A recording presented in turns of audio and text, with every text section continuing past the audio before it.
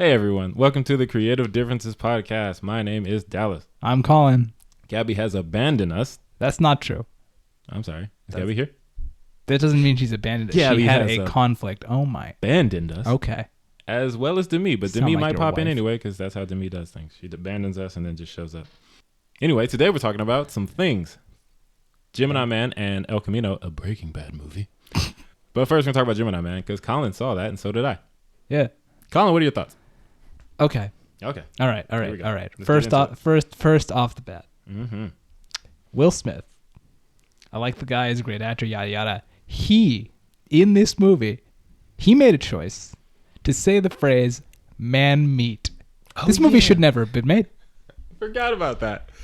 It hits you right at the end too. You think you're safe, and then ooh. Oh yeah, it's like There the it last is. scene. Yeah. He says it, and then it's just like, all right, that we could have just not had that, Right. but we did. Yeah. Man meat. Yeah. I mean, hey, sometimes you got to say man meat. You really don't.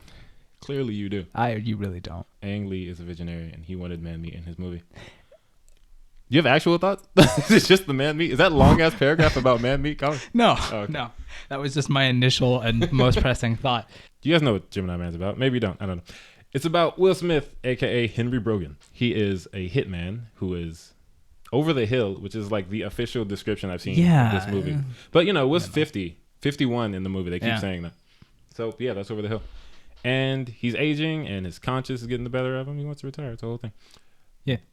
So, naturally, As you do. you can't just leave the game.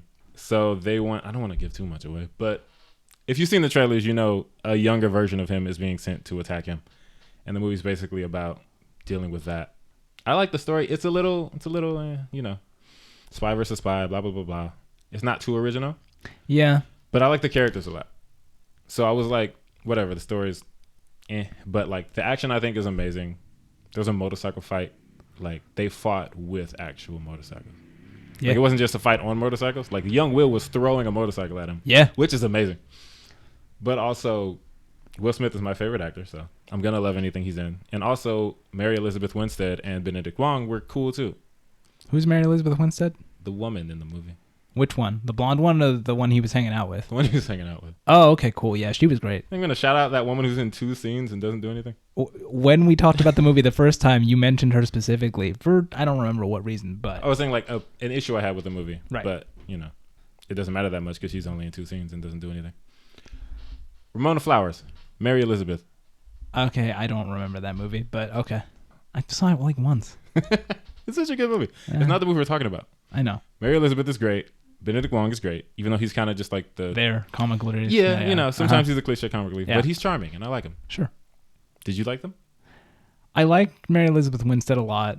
Benedict Wong was kind of take it or leave it, but he didn't bother me. It was just like, That's fair. okay, you're here. It's fine. I feel like Will Smith is great. Mm-hmm. This movie is not a great vehicle for Will Smith to be Will Smith. Like I felt like in both instances of Will Smith, he was like a tamped down version of himself. Like I'm not going to be as charismatic as I normally am because these characters aren't. And that's fine. Oh, I see what you mean. But it makes me sad. Especially coming off of the last thing I saw him in was Aladdin, and he was All the like charisma. full Will Smith in that, you know? Yeah. But that's not a fault on him. That's more just the character he's playing, characters, you know? Yeah, I think he's always got, a semblance of that Will Smith charm. Mm-hmm. Like, when you're talking about his man meat. But just overall, the character is kind of more on the I, Robot, I Am Legend side of like kind of gruff, hardened, like, Yeah. it's me against the world. Like, it's not Bad Boys or Aladdin Will Smith. But, either way, it's fine for me because it's Will Smith, and I love all forms of Will Smith. He's my favorite. So I made a mistake, and I saw this movie in 3D with a high frame rate that apparently actually wasn't as high as it was supposed to be. Right, Figured there's that a out. whole thing about that. Thank God. That was a bad choice. I honestly could not focus on this movie for the entire time I was watching it because every like other shot, I'd be like, nope, that looks weird. But like it's the kind of weird where you can't really identify what it is that looks weird. Like sometimes there'll be like bad CGI and you can go, yeah, that suit looks like crap or whatever. Right. But this was the kind of thing where it was like, no, that looks weird. I don't know why it looks weird, but man, I can't focus on this because everything looks weird. Oh, that sucks. Yeah. I saw it in the screening for the regular people. because I hate 3D. And, I mean, same. Yeah, but and I, had more opportunities to watch it. Yeah. So yeah, as far as like the visuals, that's what everybody's talking about. It's like, oh, they made a person out of nothing. Atoms, I don't know. But they've been really like vocal about the recreation of Will Smith. Yeah. As a younger. Yeah. And I think it was cool. Yeah. My only issue with the visuals, aside from the movie, overall looks great. Like the scenes are nice, it's pretty, action packed, vibrant. Yes. It's just little clone Will, little baby Will. There are scenes when he looks amazing. Mostly when it's dark. Like the scene where they're fighting underground. Yeah. He looks completely real. It's like, yo, that's a dude. That's a real man. Yeah. But then there are some scenes, like the last one, the man meat scene. He looks like a character from Reboot. I didn't even notice. I thought it looked fine throughout. Oh my God. It's just like, what happened? And I don't know. I've heard things about like when it's dark in a scene, it's easier to like, cover up stuff. Yeah. Sure. But I was just like, I've never seen that level of like divide between one character looking this good versus looking this not good. Okay. And personally, I don't really care that much about CGI in movies. Sure. It was just jarring because of the discrepancy. Like if he looked bad the whole time, I'd be like, well, it doesn't look good. Moving on. If he looked good the whole time, good. But it was just for him to look so good and then sometimes look not so good. It was a little distracting there. But like I said, CGI doesn't bother me that much. So it's like, what else? But yeah, overall, I like the movie. I can see why people didn't. If the things I've acknowledged as flaws in the movie don't bother me that much. Yeah. So overall, I like the movie. But I can see why these things would bother somebody else more. People who care more about certain things than I do. And people who don't like Will Smith as much as me. Yeah. Because I love him. And he's great. Yeah. And I want to meet him one day. What'd you think? I feel like if you didn't like Will Smith as much as you do, though, or just weren't a big Will Smith fan, you wouldn't see this movie. Like if I don't like it, I'm saying if I were not as big a Will Smith fan, I wouldn't see this movie because if I don't like Will Smith that much, I'm not going to go see a movie where he's playing both of the main characters. Like it's too much. It's, That's fair. God, what did I think of this movie? You've been trying to figure that out for days. It's so hard to figure it out because it's like, do I not like the movie because I don't like the movie, or do I not like the movie because I hated the experience of watching it in the high frame rate? Oh, that sucks. Like I don't know. You can't tell. I mean, the movie itself, I think, is fine. Okay. It's not my kind of thing. Right. Which is fine. But there were things about it that I liked. But it's just weird sitting there for 2 hours and being like distracted the whole time by the movie itself. Yeah. Like the motorcycle scene for me was just like garbage. I can imagine with like a disturbing way of watching it. Like a distracting way of watching it. Trying to follow that scene. Sounds especially exhausting. Because of how fast paced some of the action in this movie is. When you crank that up, it's like what's going on? This looks like I'm watching something sped up, and it's like I don't know. But I think it was fine. I feel like it's a solid action movie that doesn't do anything amazing, but you know what? It doesn't have to. Last thing I want to say about this movie is I kind of hated the villain. Yeah, he was just so boring. It'd be like that sometimes. Yeah, he felt like they needed a villain, so here we have one, but. You don't really care about him. Yes. Evil white man. All right, moving on to a movie that I saw that no one else did. I mean, other people did, but no one else at the table. Yes. El Camino, a Breaking Bad movie. I don't know why I keep saying it like that. Is basically an epilogue to the series Breaking Bad. And just without giving away. Look, if you haven't seen Breaking Bad by now. Well, doesn't it pick up like pretty much where the end left off concerning Aaron Paul's character? Yes. It's basically... As soon as the series ends with Jesse, that's where this movie picks up. And it was dope. It was good. It's a little... After watching Breaking Bad, and there's so much going on in Breaking Bad for like 5 seasons. People get blown up. Bugging Out from Do the Right Thing is in there. Like, it's a lot of... I'm not sure why those are the 2 things I said. But it's a lot of like, drug dealing, meth. Yeah. Jessica Jones doing drugs. What? The actress who plays Jessica Jones. Oh, okay. Is doing drugs. Okay.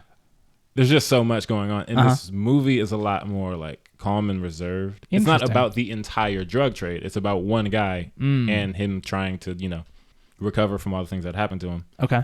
You didn't watch Breaking Bad, I'm guessing. No. Yeah, I think Breaking Bad I wouldn't recommend to you, but this movie I think is more your speed because it's more about like, it's not just like action, gunfights, drugs.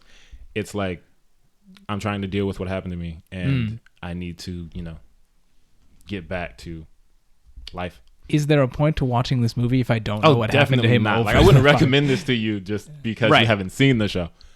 because you'd be like, why do I care about this character? I don't. Yeah. But Aaron Paul is great. He is like fantastic. And it's funny just watching. I don't know if he's always been a great actor since the beginning of the show because his character obviously had more to do, like acting wise. They gave him more roles as the show went on. And I'm not talking about the show as the point of this podcast, but I just want to say, like, at this point, he's like, oh, I'm acting. So it's just like good to see that he still got it. Rest in peace to Robert Forster. Is a character named Ed, and he's in the show and the movie. And he has a scene in this movie that is by far my favorite scene. Can't give it away. But if you know, you know. He was great. Unfortunately, he passed away like the day this movie came out. Oof. So like, yeah, I was seeing all these things like, rest in peace, Robert Forster. And then I watched the movie. I was like, oh my God, that was him.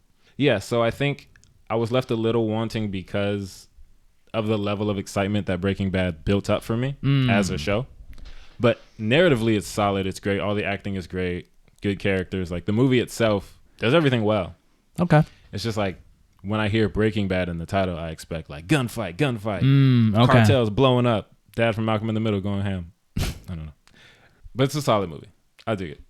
I don't really know how to review it because it's just like I watched it and I was like, I don't feel the need to watch that again, but it was good. There's a lot of movies like that for me. I mean, yeah, it's sure. Like, this was cool. I don't need to revisit it. I'm glad I got the story. Yeah. Moving on. But I'm sure some people love it. Okay. Shout out to Vince Gilligan. He found out he's really good at this thing and he keeps doing it because he did Breaking Bad and then he was like, I'm going to do another show, Better Call Saul. And he's like, well, I'm going to do a movie. So he's just like riding this horse. Is that a euphemism for that? It is now. He's riding that horse. Oh, okay.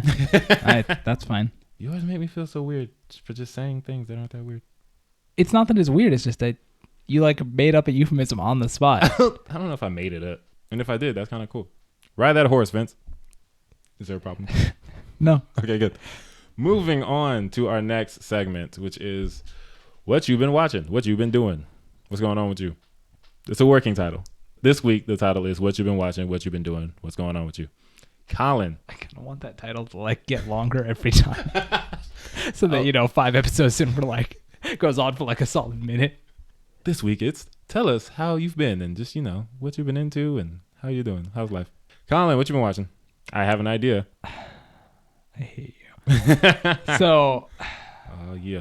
Over the past 3 days, I binge watched the entirety of Kill la Kill for the second time. Stop. Yes? Okay, I just want to say, as a person who had no idea what this show was, and speaking to all the people who don't know what this show is, not the people who do, because, that's Colin's crowd, and he's going to address you guys. This show is hentai. It's not. Okay, moving on. It doesn't cross that line. It gets close. I will absolutely give you that. It is hornier than I remembered it being.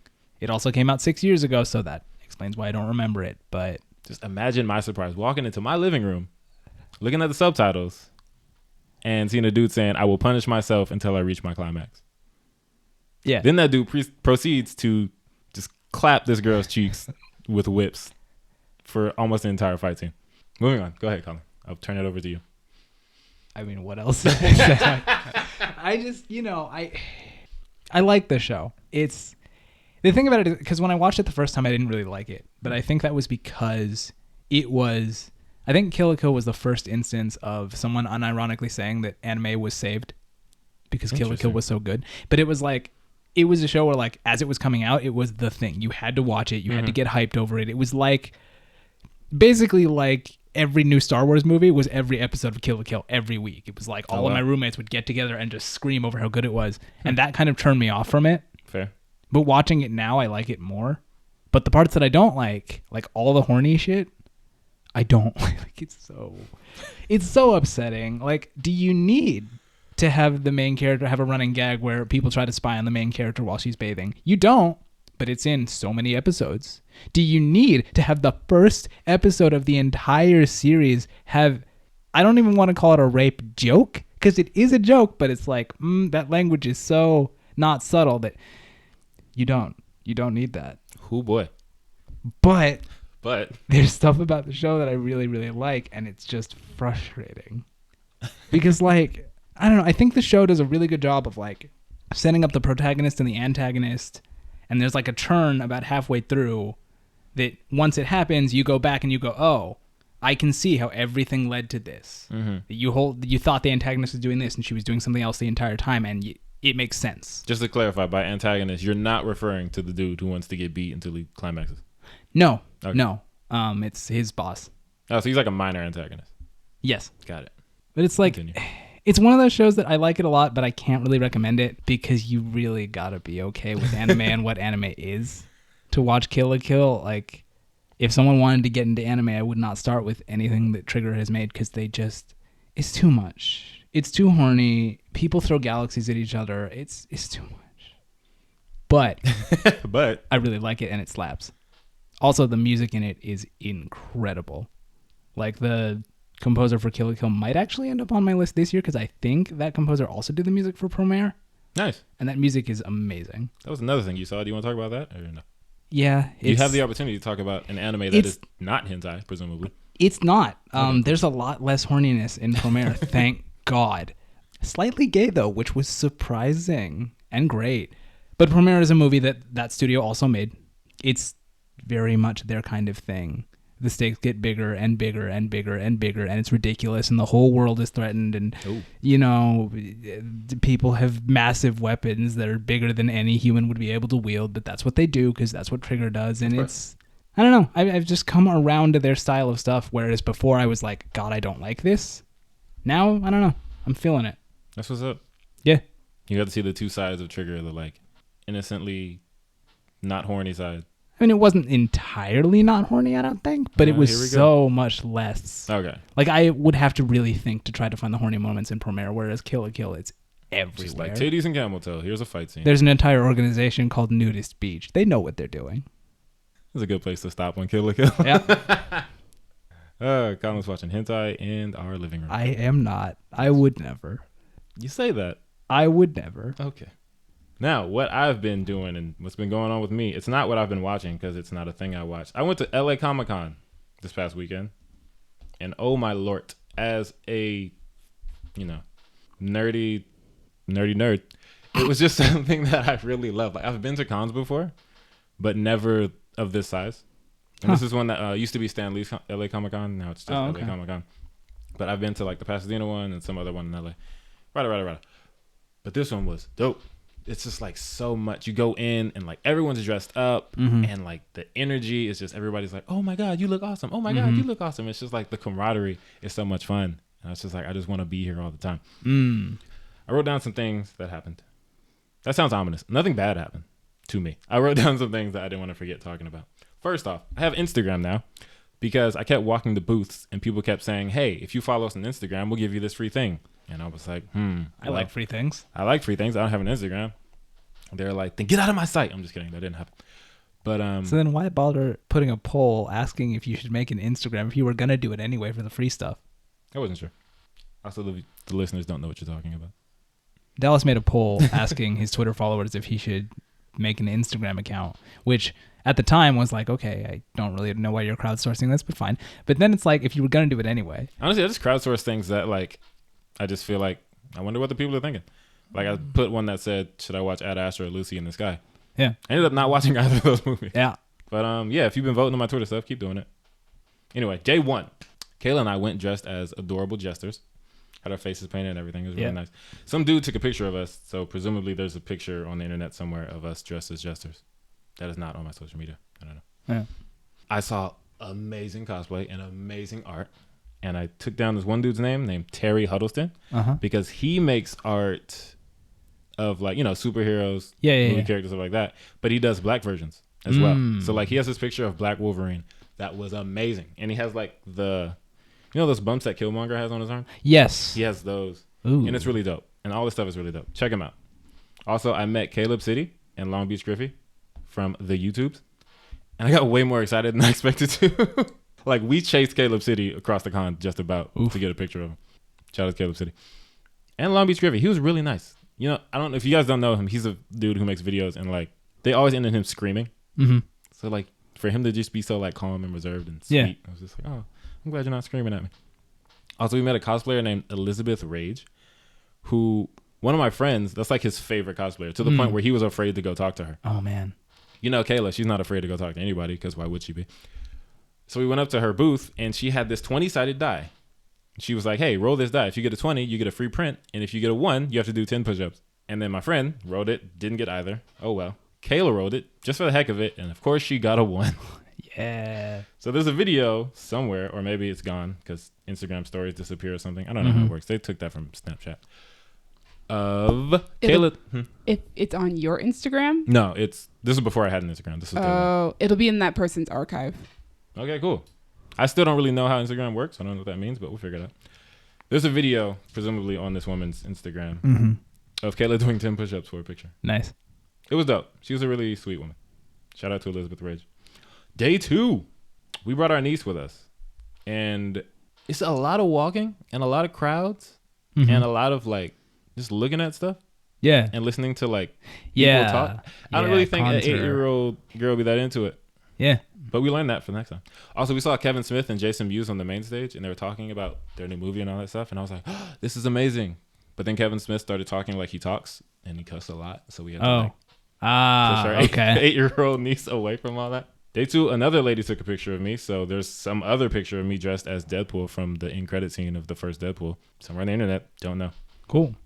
Day 3. We weren't there for very long, but I had to make sure we went because our friend of the show, maybe, I don't know if he knows our show, but he's a friend of us. Marcellus Samuel. Yeah. He was in a comedy show at Comic-Con, and he is hilarious. You know, I've been talking to him. He's been saying that he does stand-up and stuff like that, but I didn't know how funny he actually was. He's great. Check him out, people, internet people. Comic-Con. It's dope. I'm going to go every year. I'm going to try to cosplay. Hopefully I'll have money by next time because I couldn't really buy things. Yeah. But I have an Instagram, so I got some free stuff. Yeah, good job. Shout out to free stuff. Always good. And shout out to, comics, nerds, cartoons, all that stuff. That's our segment on what you're watching, what you're doing, what's going on with you. That's what I said the first time. I think so, yeah. Cool. Now we have news. The news is where Demi likes to come in because, for this week specifically, she has like a very special reason for wanting to come in. I don't know if her mic's on. I'm just going to keep talking until she decides to turn her mic on and say something. I'm sorry, I didn't know you were waiting on me to actually come in. Just going to vamp. News. Demi. You want to talk about our first news thing since you're all excited about it? I was just going to jump in, to be honest. You could start like jumping in. All right, fine. Jump in with the start. So, Jonah Hill has left the Batman. Fine, whatever. Oh, he did? Yes, he did. Oh. However, all right. Zoe Kravitz got cast to be Catwoman. And if you guys have been listening out there and like really follow our show and you heard our fan cast for the Batman, Zoe Kravitz was one of my 3 choices for Catwoman. But not only was she one of my 3 choices for Catwoman, I also had Asa Gonzalez and Ana de Armas as my choices. They read for the role as well. I was basically 3 for 3. True. Yeah. Although I read somewhere that I think Zazie also read for it too. So. Oh. Hey. So me and Colin probably both. Maybe Matt Reeves was just spying on us. I guess so. But yeah, Zoe Kravitz is our new Catwoman. And I'm super excited because I've been waiting years for Zoe Kravitz to get a role that is super substantial, and hopefully this is it, outside of Big Little Lies. But even sometimes I feel like Big Little Lies has misused her. Yeah, I'm just so stoked. She's perfect for the role. And if you guys want to hear me talk more about why I think she's perfect for the role, you can listen to our fan cast from a couple weeks ago. Yes, the Bat Family. Yeah. But I also I'm really excited. I called Zoe Kravitz as Catwoman. And in a fan cast that we have not yet released, I mentioned Jeffrey Wright playing Jim Gordon, and he is now playing Jim Gordon. Yeah. So Matt Reeves is definitely spying on us. Or at the very least, no, he's spying on us because that one hasn't released yet. Matt, what's up, man? Let us do some stuff. Let's get some jobs, man. Yeah. What do you guys think? Broke out here. I don't have a whole lot of feelings on it one way or the other. I like Zoe Kravitz. I am not like a huge fan, but I'm also not like, I don't like Zoe Kravitz. Yeah. She's cool, but I don't get excited about it. Mm-hmm. Those are my thoughts. Colin. I don't know dick about Catwoman. So like, cool. I mean, Zoe Kravitz, I've seen her in a couple things, and like, it's kind of like Demi said, like she hasn't been in anything really substantial enough for me to be like, okay, yeah, you're great. It's like, yeah, you're doing what you do. You're doing it. You're not bad or anything, but it's like if you're in this movie for 10 minutes, it's hard to tell, But like, I feel like Catwoman is one of those characters who's like well known enough that you want to get someone you really think can pull it off. Oh, I definitely think she can pull it off. So like, if they cast her, then they think she can do it. So sure, I'm down. I don't have any doubts about her ability to do it, especially after that weird ASMR commercial she made for the Super Bowl. What? I don't know what that has to do with Catwoman, but just I feel like if there was a DC character who was gonna make an ASMR commercial, it's Catwoman. Okay. It's her or Harley. Harley's too loud. She be screaming. She couldn't do ASMR. They be like, Harley, whisper. Catwoman has a whole ASMR of her just robbing somebody's house. Yeah, see, Catwoman would definitely. Also, I'm very excited to see the chemistry that goes down between Zoe Kravitz and Robert Pattinson on screen. Because it was a screen test. There was a weekend of them doing screen tests. Asa read with Robert, Anna read with Robert, Zoe read with Robert, Zazie possibly read with Robert. I'm still not sure if that's actually confirmed. But obviously, like, she won it based off of her chemistry with Robert Pattinson. So I'm excited to see what that's going to be on screen. Yeah, that could be fun. I'm also just really excited about this Batman movie, man. I've never been so excited about a Batman movie. Matt Reeves found his Zoe Kravitz type actress. Yeah. Turned out it's Zoe Kravitz. What a surprise. Oh, man. News number 2. Neil Patrick Harris and Jessica Henwick join The Matrix 4. And Jada Pinkett Smith is in talks to return to Matrix 4? Yes. I don't she's think in talks, they're confirmed. Interesting, because she was already in it. Yeah. I feel like that would be an easier sell. Yeah, like, hey, you want to come back? Well, I mean, yeah, that's exactly what they're doing. We'll see how that works out. I am not the Matrix fan that the rest of our generation is. Uh-huh. I don't dislike it. Sure. But I also don't really remember it much. Okay. So I'm like, cool. I like Colleen Wing. I like Neil Patrick Harris. I love Jada Pinkett Smith. This could be fun. I haven't seen the second or third movie, so I don't really know, like, I'm going to have to do some research before I really... It's easy enough to do. Me and Colin have plans on doing a marathon. Yeah, you should join us. Cool. I mean, yeah, as you know, one of our friends just dropped off the movies all at the house. Yeah. A couple of days ago. So we have them. That's exactly why she did it. We can literally do it whenever. It's great. Yeah, I love Neil Patrick Harris. That's weird when I saw his name next to The Matrix. And I wouldn't have expected that. Yeah. I was like, huh? Jessica Henwick was the best part of Iron Fist. So congratulations to her. I really like her. And, you know, Jada Pinkett, come back. Jada Pinkett, come back. Colin? Yeah, it's something. I mean, it's different. I find it weird to get excited when it's like, this person has been cast in this movie. Mm-hmm. You have no idea who they're playing, and you can't even really speculate because this is a sequel to the first 3, so it's not like they'll be playing a character from the first 8. Like, I don't know. I mean, Neil Patrick Harris is cool. Jessica Henwick, she was cool in Iron Fist season 1 that I saw, and I think she was in something else that I've seen and I can't remember. She was in Game of Thrones. Yeah, let's not talk about that. She was in Game of Thrones? That was bad. Yeah. She was not bad. Those characters were done dirty by the show, so let's not talk about that. I thought it was just a bunch of white people and like 2 black people. No, they very rarely move out of that. Oh, what? Very rarely. There are people of color on that show. Yeah, but they don't matter. Yeah, pretty much. Okay, anyway. Jada Pinkett, I like Niobe a lot from the Enter the Matrix game, not so much from the movies, but that game was great. I forgot about that game. It's the one part of the Matrix that I truly love. Like, the movies are fine, but that game was great. I love those movies. Or at least I love the first one. I don't remember the last 2 that well. But like, I spent a lot of time studying the first one. If Jada Pinkett wants to come back, like, I'm down. News 3. This is the one I'm excited about, which I didn't know about before a couple of days ago, because why would I? Ryan Reynolds and John Krasinski are working on a comedy called Imaginary Friend, with Krasinski, man, his name, also writing, directing, and producing. Also, this article says that they're in talks, but everything always says in talks. I love Ryan Reynolds. I love John Krasinski. John Krasinski wrote, and directed A Quiet Place. Yeah. I love A Quiet Place. Yeah. This is going to be funny, not scary. Mm-hmm. I think these 2 dudes are hilarious. So I am, oh my God, excited. Also, I forgot there's like a tiny little plot summary. Yeah. The story centers on a man who can see and talk to people's imaginary friends. Trouble emerges from imaginary friends who lack friendship and turn to the dark side. Like, that this just feels sounds like wild. See, it feels like, and just from that description, it feels like a 16-year-old who saw Foster's and said, no, let's make the edgy version. And I'm like, don't like that. That's funny. I completely forgot about Foster's because I never watched that show, but I heard it was good. I liked it a lot. I didn't watch all of it. It was one of those, like, when it's on, sure, why not? Mm-hmm. But I liked what I saw. As but anyway, who was like, had a like dark and gritty Danny Phantom headcanon in my head for like years. I'm not really opposed to that idea. Although, yeah, I don't really know how they're going to do it. If they're going to do it in talks.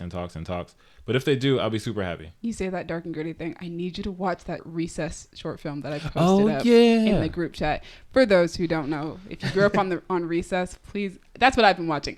Go on YouTube and look up 3rd Street or look up Recess live action because it was awesome. Is it dark? It's not dark, but like, teenager. Realistic. They're teenagers at this point. It's darker. Interesting. And there is suspect of somebody being dead. What? One of the kids? Yeah. Oh, what? Not one of the main kids, but one of the kids. Yeah. Oh man, I hope it's Randall. Demi, do you have any thoughts? Wow. I have no thoughts on that. 2 of my favorite white dudes doing some things. I don't actually, no. Cool. Because I only know Ryan Reynolds' work. Oh yeah, you never seen John in anything. So he's a solid dude. He's a nice guy. I assume. He looks friendly. Moving on. News number 4. Ryan Reynolds again. Jesus. Ryan Reynolds confirms a meeting with Marvel Studios. Deadpool 3 writers given promise to keep Deadpool rated R.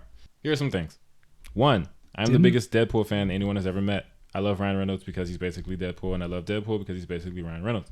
Ironically, I'm not one of those people who was like, if Deadpool's PG-13, it'll be ruined, and because I read comic books, and Deadpool exists in the mainstream Marvel Comics universe.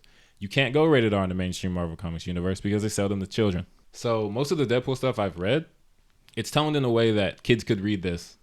They also put the mature content warning on the stuff that's not for kids, but I can read both. I can handle both. If Deadpool is PG-13, I'd be fine. I like it rated R because I think it's hilarious, but I don't think it's a necessity. And I think right now there are some angry people in our comments. Just kidding. People don't comment on our stuff. But if they did, there would be some angry people in the comments saying, you're going to ruin Deadpool. You're not a real fan. It should be rated R. You guys can follow me on Instagram because I have one now. I feel like people only say it has to be rated R because it started off that way and was so successful. Like, I feel like if it had started off PG-13, people would have been okay with it. But the fact that it started off R and showed this is what we can do when you're rated R has people more on that train. That's not actually true, only because I remember the vitriol of before the movie came out. There was a theory that it might have been PG-13, and people were ready to riot. It was like, guys, relax. If the movie's PG-13, it'll still be a fun time. But they got their way. It's rated R. I'm cool with that too. But when people thought it wasn't going to be rated R the first time, they were mad. They were big mad. You know how comic book fans are sometimes. Oh yeah. Demi, you have any thoughts? I mean, so the writers of the movies are the guys who are also doing Zombieland 2. Yes. And I think they did the original Zombieland. Yes. So, I'm excited about the idea that Deadpool is going to be able to stay rated R. Also, in their conversation with Marvel Studios, apparently they said that there's a possibility that Deadpool might get to play in the mainstream universe. I think that's what the writers are hoping for, that he'll get to play in the main Marvel Cinematic Universe. So obviously, eventually, we're going to get a PG-13 Deadpool anyway, because he's got to play with everybody else. As a character in another movie. Yeah. So, I mean, I'm excited. I'm excited about the idea of Deadpool getting to be a part of the MCU, hopefully. Same. But also that they're not going to... I think there's this sort of an integrity that the movies have started because they were rated R. So yeah, I can understand why it would be weird if suddenly you went from being rated R to PG-13. So yeah, it'd be like, oh, we're Disney now. No more rated R. Yeah, you kind of want to keep that same tone and aesthetic that you started with. Yeah. So I'm glad that Marvel's going to let them and has given them the promise that you guys can stick to what you guys have been doing. Yeah, definitely. Keep going. Oh no, continue. No. It's as a principle of letting artists do what they feel most comfortable doing. I'm all for keeping it rated R, because if they want to make that movie rated R, let them. Yeah. Now, as to when Deadpool 3 is actually going to happen, even the writers don't know. Of course, because they and Ryan Reynolds, who is also in charge of the creative team, the three of them are. They said in the interview that they're still trying to break the story and figure out what they want to write next. Right. And Ryan is also, pretty busy. They're all pretty busy at this point in time. Some stuff. Yeah. So we don't know when that's going to happen. But it's nice to know that when it does happen, that they have the full support of Marvel Studios to do what they want to do. Yeah. Make that money, Marvel. Wrapping this up. Yeah. All right. As always, thank you to our listeners. We don't always thank the listeners. We should. You really shouldn't have said it as always if you're then immediately going to say, yeah, we don't do that always. Yeah, I just thought about it. We should do that. Thank you to our listeners. Like, share, and subscribe on all the things, all the platforms. Review, rate, whatever you do on podcast things, do that. Real as always. Shout out to Crown Digital for putting us on Spotify and Apple Podcasts. Shout out to Demi for putting us on YouTube and editing this thing. Yeah. Shout out to Gabby for abandoning us. Whoa. I'm just kidding. We love you, Gabby. Colin, shout out to you for not abandoning us. Hey. Right back at you. Thank you. Love you. All right. So you can follow us on Twitter at y'all_different. Don't ask about the underscore. You can follow us on Tumblr at Creative Differences Podcast. Just search up for us on Facebook at Creative Differences. Look for the logo. You see it right now, probably. Look at the screen. There it is. You can follow me on Twitter and now Instagram at a king named Simba. They're both the same. A king named Simba. Twitter, Instagram, same picture, branding. same name. I like it. Yeah. Building my brand. Good job. Until Disney snipes me in my sleep. I think if they were going to do that by now, like the live action Lion King, like this is the time. July definitely would have been a bad month for me. Yeah. But you made it, so I think you're okay. Yes, where can they find you, Colin? You can find me on Twitter at Duck McGuck. Demi, can they find you? Yeah, I'll be nice today. You guys can find me on Twitter and Instagram at Dreamy Films. Dreamy is spelled Dreemi. I am sorry for all of the fangirling that I do on Twitter. Don't apologize. Be who you are. I was going to think of like a fake Twitter for Gabby, but I think that's going to be a Colin thing. All right. But you're not going to get to do it is the thing. Yeah. So you hear a lot more than I expected you to be. Surprised. This has been lovely. It's been different. Bye, guys. Bye.